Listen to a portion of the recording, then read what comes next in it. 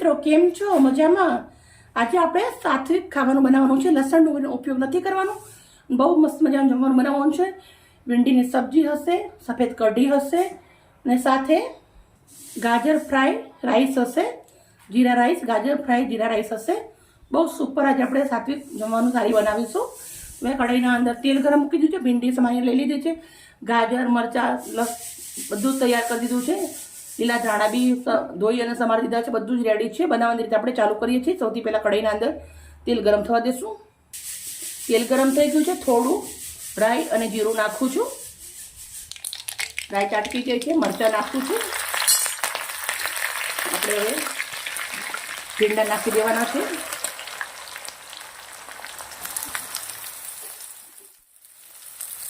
ભીંડા નાખ્યા પછી તરત જ આપણે મીઠું નાખું છું, ચમચી અડધી ચમચી હળદર નાખું છું.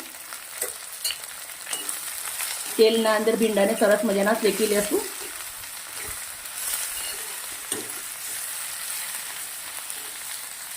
લસણ ડુંગળી હોય તો જ ખાવાનું સરસ બને એવું નથી હોતું. જૈન જે લોકો હોય છે એમના ઘરે લસણ ડુંગળીનો ઉપયોગ નથી કરતા તો બી એમના ઘરનું જમવાનું બહુ જ સરસ બને છે. મારી ફ્રેન્ડના ઘરે એકદમ લસણ ડુંગળી વગરનું બનાવે છે, જૈન છે. તો હું પણ આજે તમારા જોડે આ વિડીયો શેર કરું છું. બહુ જ સરસ મજાનું આપણે ભીંડાને ચડી જવા દેશું થોડી વાર. ભીંડા તેલના અંદર સરસ મજાના સંતરાઈ ગયા છે, કલર ચેન્જ થઈ ગયો છે, તમે જોઈ શકો છો. મેં આવી રીતે 3 થી 4 વાર આવી રીતના હલાવવાનું એટલે દાળ બધી ભીંડાની મરી ગઈ છે. હવે આપણે અંદર નાખવાનું છે 2 ચમચી લાલ મરચું, 1 ચમચી ફ્રેશ કૂટેલું ધાણા જીરું, થોડા નાખીશ લીલા ધાણા, મિક્સ કરી દેવાનું છે. 2 મિનિટ ધીમા તાપે રાખી દેશું. મિક્સ કર્યા પછી રેડી થઈ ગઈ છે.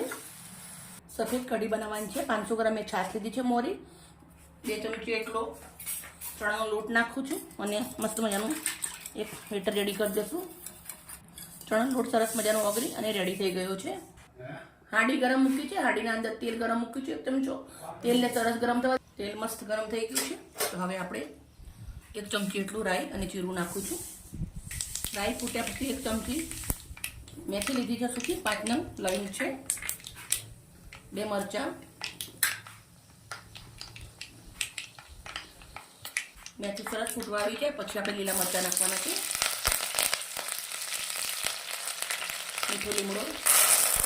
મીઠો લીમડો નાખ્યા પછી આદુનો ટુકડો અને 5 નંગ લીલા મરચાં વાટી લીધા છે.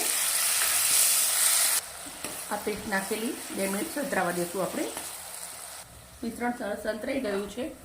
હવે આપણે આ ચણાનો લોટવાળો છાશવાળું ગોળ રેડી દઈશું અંદર.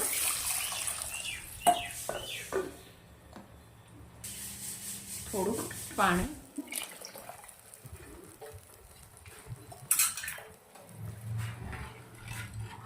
સરસ આપણે ઉકળવા દેશું અને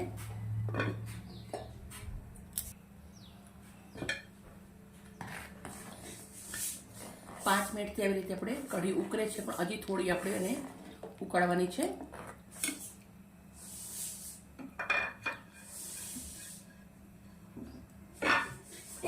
હવે આપણે અંદર ફ્રેશ કૂટેલું ધાણા જીરું નાખું છું 1 ચમચી, 1 ચમચી મીઠું નાખું છું. આ કઢીના અંદર હળદર કે લાલ મરચું નહીં આવે. મસ્ત ઉકળવા દેશું હવે આપણે એને. મિત્રો આપણી કઢી મસ્ત મજાની ઉકળી અને રેડી થઈ ગઈ છે.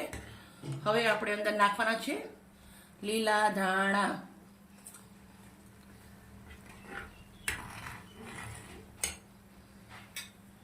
થોડા કઢી પત્તા. ત્યાં કઢી પત્તા પહેલાં નાખ્યા જ છે પણ બીજી વાર નાખવાથી બી બહુ જ સરસ સ્વાદ આવે છે. જેટલી કઢી ઉકાળીએ એટલી સારી બને. મમ્મી લોકો, સાસુ લોકો એવું કહેતા હોય છે. આપણે ખરેખર એમની વાત, વડીલ લોકોની વાત સાચી હોય છે. જેટલી કઢી અને દાળ ઉકળે એટલું સારું લાગે છે. ચલો કઢી ઉકળી અને રેડી થઈ ગઈ છે. કઢાઈના અંદર ઘી ગરમ મૂકી દીધું છે. ઘી ગરમ થઈ ગયું છે. 2 દાણા રાઈના નાખું છું, 1 ચમચી જીરું નાખું છું. રાઈ જીરું ટટકી ગયું છે. લીલા મરચાં તમારે નાખું છું, ગાજર સમારેલું, ફ્રેશ કઢી પત્તા,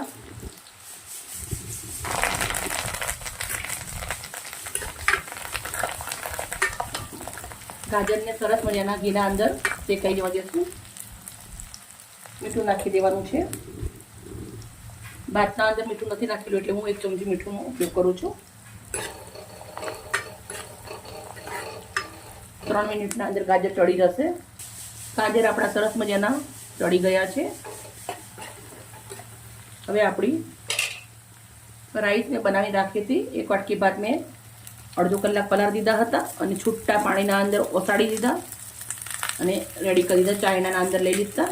છૂટા છૂટા થઈ જાય એટલે આ પ્રોસેસ 1 2 કલાક પહેલાં તમે કરી દો તો સરસ રહે.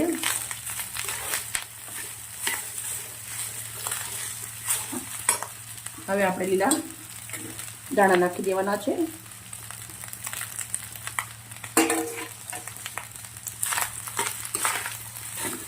મિક્સ કરી દઈશું સરસ.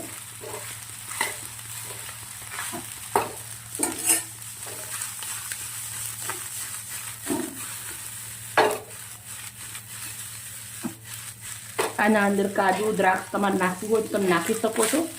અમે એકદમ સિમ્પલ રીતે જ બનાવ્યા છે. બધાના ઘરના અંદર બનાવી શકે બધા. તમારી જોડે ગાજર ના હોય તમે ટામેટું નાખો તો બી સરસ લાગે, પણ ટામેટા બહુ ચડવા નહીં દેવાનું. ચાલો, સરસ મજાની આપણી રાઈસ રેડી થઈ ગઈ છે. તો આપણે સર્વ કરી દઈશું. એક મોટી થાળી લીધી છે. થાળીના અંદર સૌથી પહેલાં હું રાઈસ લઈ લઉં છું. મેં 3 થી 4 જણા માટે બનાવ્યું છે. તમે ઓછું વધારે ક્વોલિટી કરી શકો છો.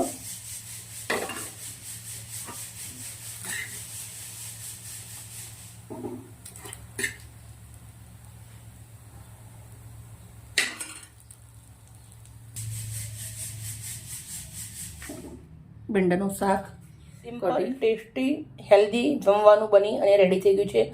લસણ ડુંગળીનો ઉપયોગ વગર જ બહુ જ મસ્ત મજાનું જમવાનું બની અને રેડી થઈ ગયું છે. મિત્રો, અમારી વિડીયો આજની સારી લાગે તો પ્લીઝ અમને લાઈક કરજો, આગળ વધારજો. કાલે આવીશું નવી રેસીપી સાથે. Okay, bye bye. તમારું અને તમારા પરિવારનું ધ્યાન રાખજો.